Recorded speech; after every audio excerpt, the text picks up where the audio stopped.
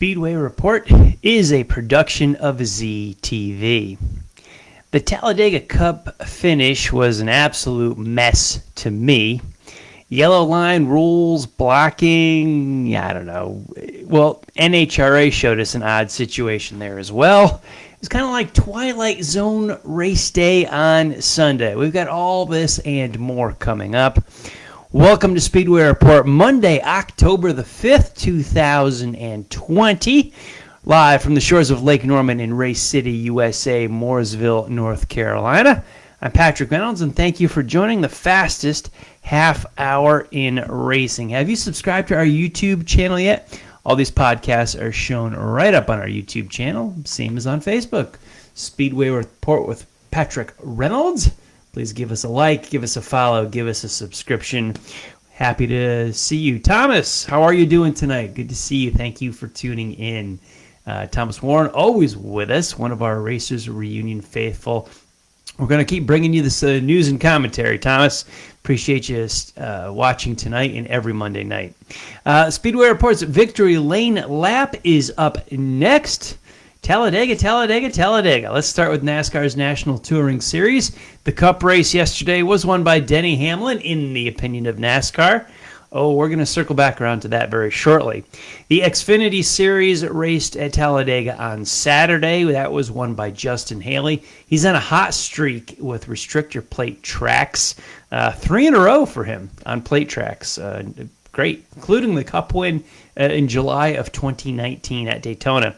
The trucks also raced on Saturday. Rafael Lessard, big short track star, getting the win in the Truck Series on the big track.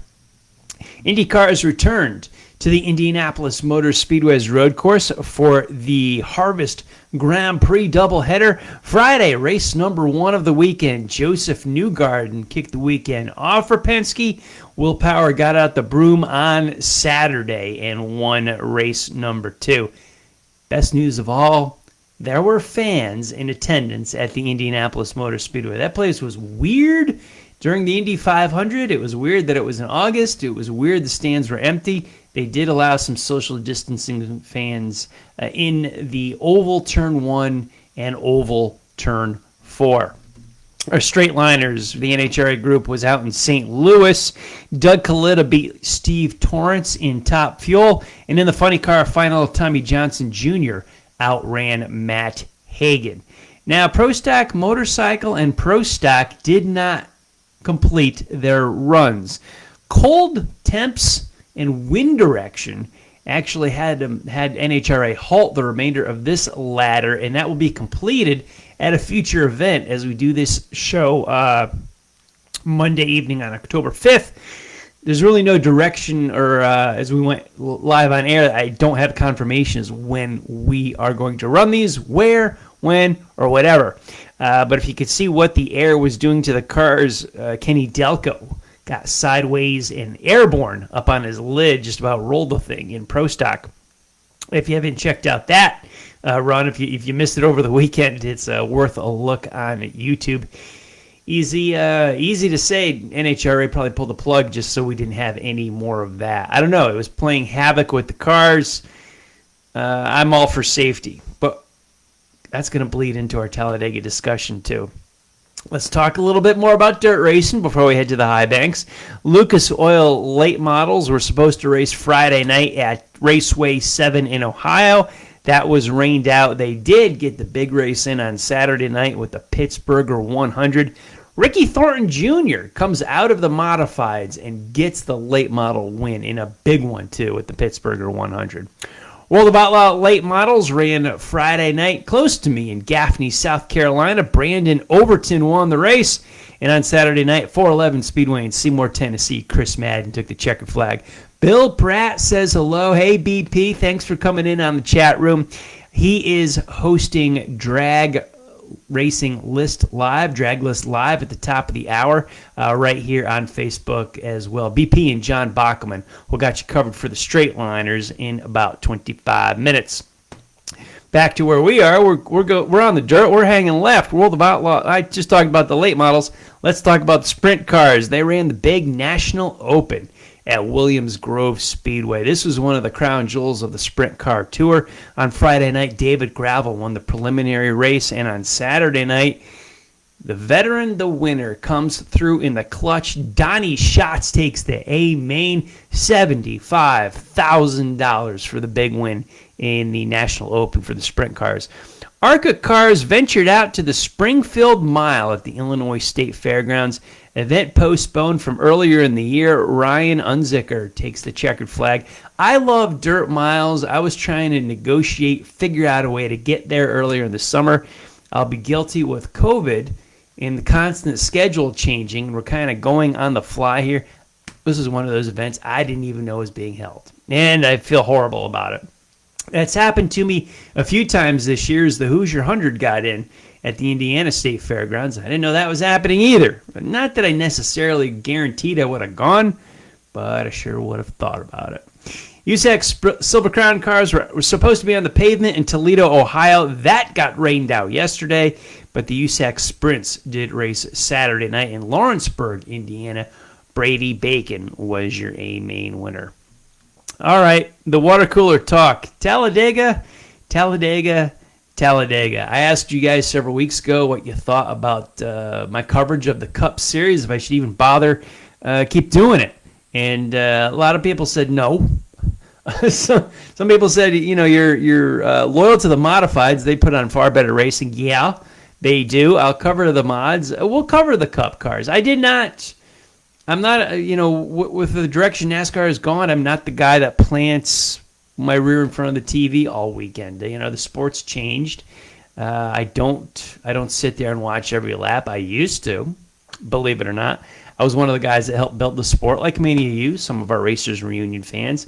But I don't like what the sport has become. But it's within today's day and age of electronics and technology, it's also very easy to watch and keep up with without spending the day in front of the television. I got full coverage of Talladega right on my phone.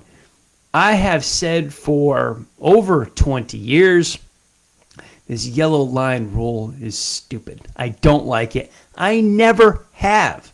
And yesterday, my God, what a mess the last lap of Talladega was, with NASCAR officiating really getting in the way. I think that was the bigger problem than the actual driving, crashing, blocking that these guys are doing. We can talk restrictor plate racing.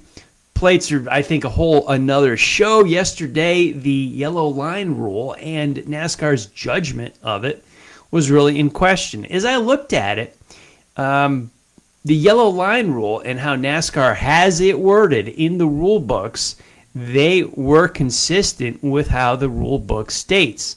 So that factor is good. The fact is the rules shouldn't be there to begin with. We've got so many rules. I've always said that these guys are supposed to be the best stock car drivers in the world. That's what we're told by NASCAR. We both know they're not. They're the 40 best connected guys. There's a lot of good talent out there, but they're the best. We can all fill the seats with some other folks too. However, that being said, if it's paved, let them race. If they're that good, what's the problem? Those of us old, and I shouldn't say we all know this, but those of us, which my audience is not necessarily the kids show here, but we all remember when the rule was put into place. Jeff Gordon made this daring move late in the going of the 1999 Daytona 500, a four-wide move that took him right onto the apron and into the lead of the race, which he eventually won. NASCAR forbid cars to go below the yellow line to improve their position, but then they've created a situation where they have countless judgment calls to make as far as racing, advancing your position, avoiding wrecks. Were you forced down there? Or were you blocking? Of course, blocking has been part of restrictor plate racing for so many years. You put the plates on, it's what you do. It seems like NASCAR makes a rule and creates four more problems.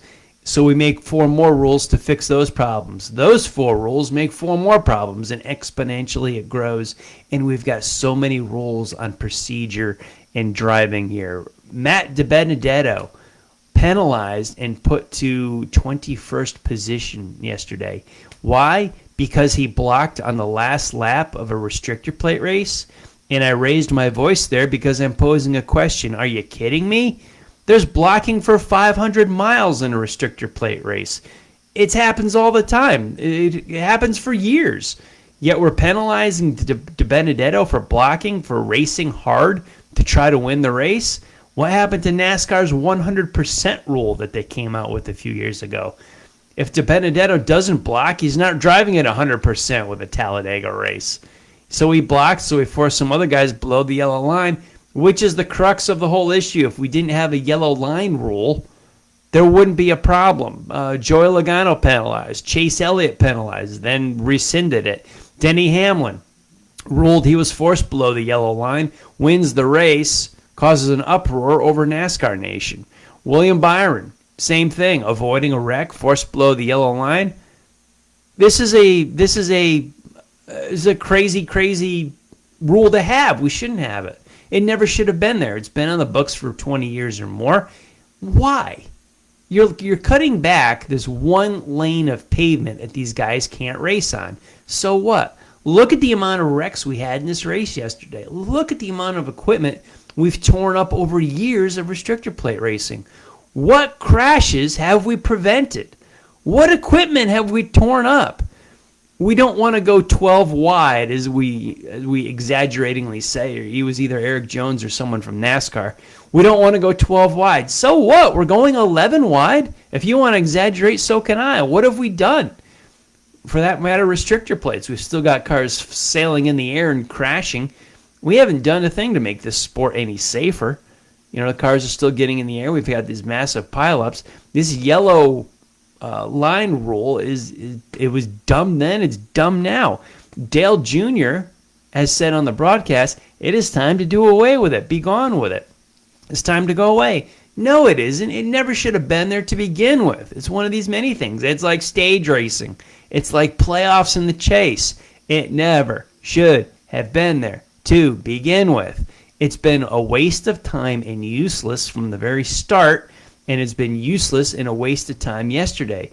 We've put micromanaging racing really on the track on Sunday afternoon. DiBenedetto got screwed.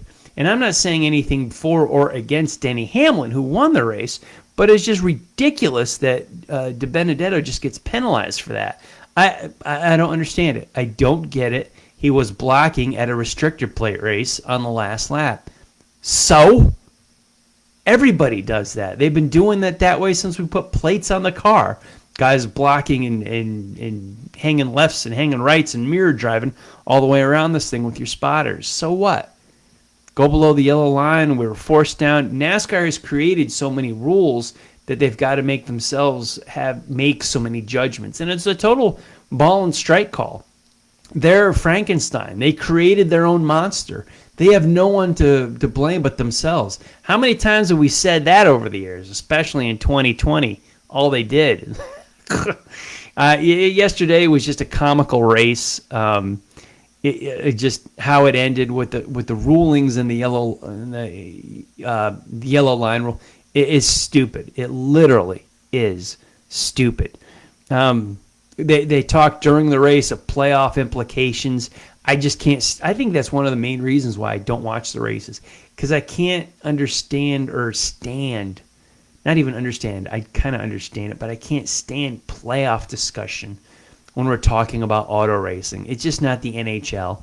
It's not Major League Baseball. We're here. We've been here for 17 years. I still hate it. I'm still going to bitch and moan about it. I'm still going to complain about how sucky it is and how much NASCAR has ruined because of it. I don't know. I don't care. I watch the race. They give me the stage updates, and it suffers. It's suffering to watch it.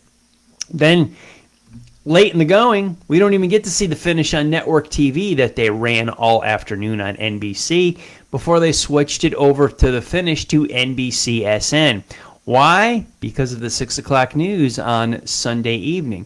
Now, those not in broadcasting may not be aware of this, but local news, that 6 o'clock local spot, or whenever it is, sometimes it's 7, is a very lucrative piece for television stations. I understand the business model of that, where you don't want to lose that local news. That is important to broadcasting and networks for business. However, let's go back to the yellow line rule. You create your own problem and shoot yourself in the foot. Why are we going to local news? Because your time window is over and the race is not. Why is the time window over? Because of all the wrecks. And also, what time was the green flag? Aha! It was a late green flag, these 2:30 green flags. Why? Because the TV networks want it that way. Well, if the TV networks want a late green flag to improve ratings, but on the backside, they won't have the finish of the race because it ran too long?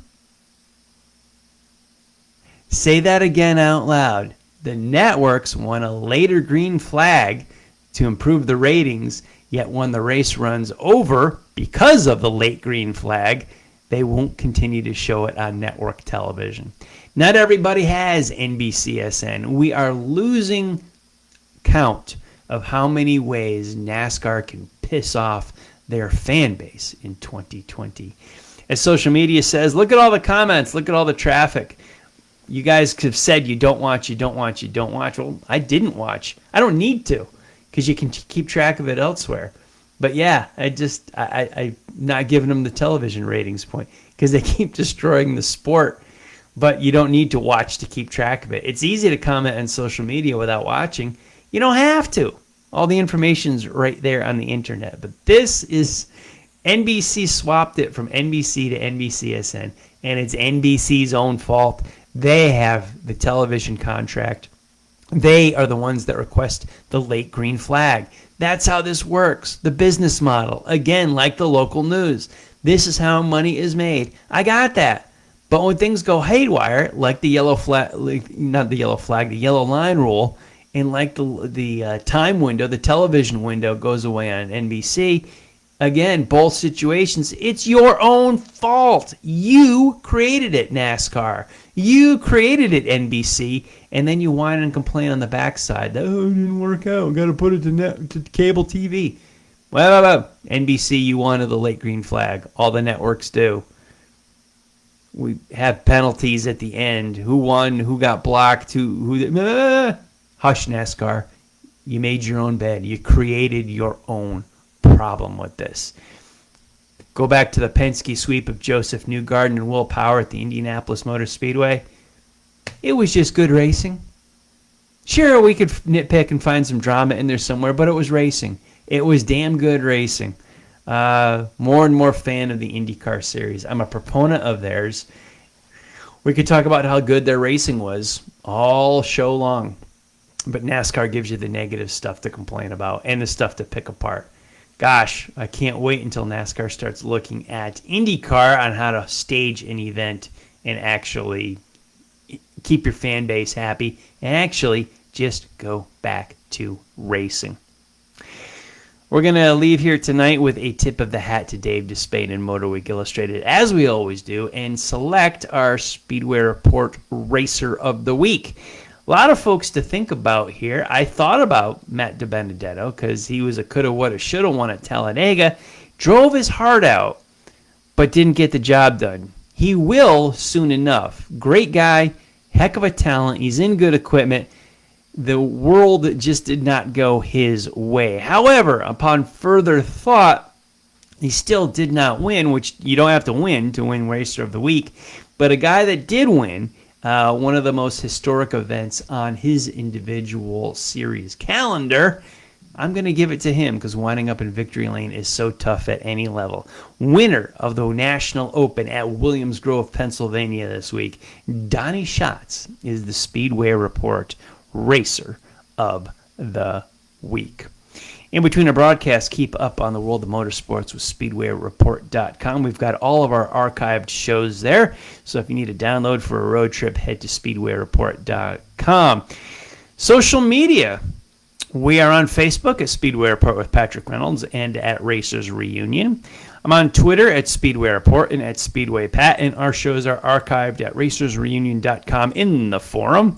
And like I said at the top of the show, subscribe to our YouTube channel. Please, love to catch up with you on all of the interwebs. Big thanks to everyone on the Facebook Live feed for joining the conversation on the show tonight. It doesn't automatically scroll up on the screen over here, so if I didn't say hello to you, I apologize. I will after the show. It doesn't automatically scroll, so some comments are probably below the line. Love you guys, but I thank you all for being here. I want to thank all of the military past and present for the freedoms we enjoy as Americans in our daily life, including the simple things like bench racing right here on a Monday night. Freedom is not free, and a veteran paid that bill for us. To all of the men and women who are defending freedom and watching Speedway Report, you take care of yourselves and come home soon. A special salute to the teachers, school staff, firefighters, police officers, and paramedics in our own communities. They are quiet and modest heroes every single day. God bless and thank you. You've been watching Speedway Report from the shores of Lake Norman in Race City, USA, Mooresville, North Carolina. Please like our Facebook page, Speedway Report with Patrick Reynolds, and you can follow me on Twitter at Speedway Pat. Now, if you're on Facebook Live right now, head on over to the Drag Racing List page. Bill Pratt and John Bockelman got you live at the top of the hour with Drag List Live. Joe Walla will be their special guest in just a few minutes. Now, I'll be back there live on Facebook Monday, October the 12th. We've got NASCAR National and IMSA on the Charlotte Roval, Formula One at the Nürburgring, and the Oktoberfest. We'll see how this does as a replacement for Super Dirt Week. Time will tell. I'll be keeping an eye on it each night all week long. We'll have some short track racing next week too. Thanks everybody for watching. You take care of yourselves and take care of each other. I'll see everybody next week.